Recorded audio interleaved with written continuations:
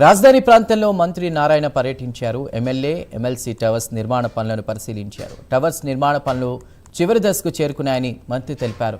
ఇక ఇంటీరియర్ పనులతో పాటు మిగిలిన పనులు త్వరగా పూర్తి చేయాలని కాంట్రాక్ట్ సంస్థలకు మంత్రి నారాయణ ఆదేశాలు జారీ చేశారు.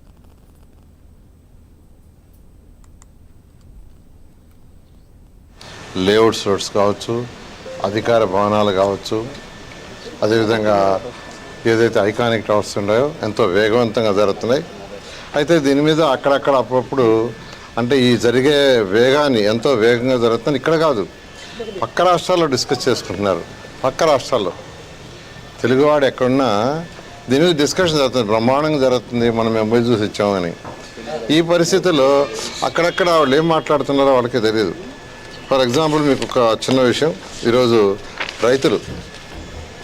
రైతులు ప్లాట్లు ఇచ్చింది ఎంతమంది రైతులు అంటే 30,753 మంది రైతులు ప్లాట్లు ఇచ్చారు.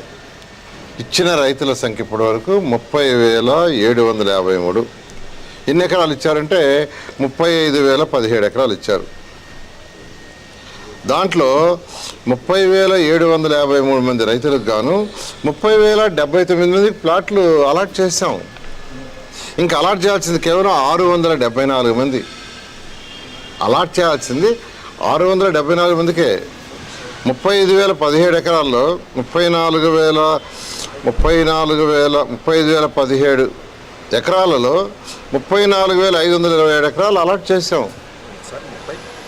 35,017 ఎకరాలు ఇస్తే అందులో 34,527 ఎకరాలకి ప్లాట్లు అలాట్ చేసాం. ఇంకా ప్లాట్లు అలాట్ చేయాల్సింది 489 ఎకరాలకే. 489 ఎకరాలకు మాత్రమే ప్లాట్లు అలాట్ చేయాలి. అది కూడా 674 మంది రైతులు. దాన్ని భూతద్దంలో చూపిస్తున్నారు.